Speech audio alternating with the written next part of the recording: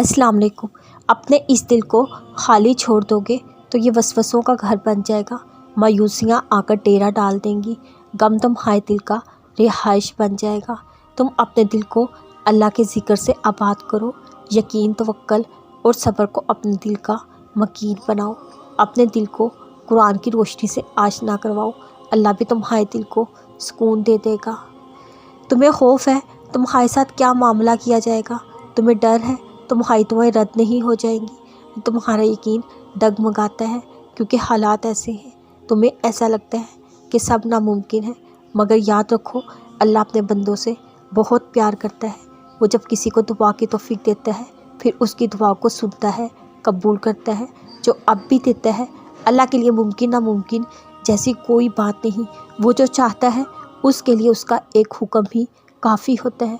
तुम मायूस नहीं होना, दुआ करना ना छोड़ना, अल्लाह से अच्छा गुमान रखना। ये आजमाइश ख़त्म हो जाएगी।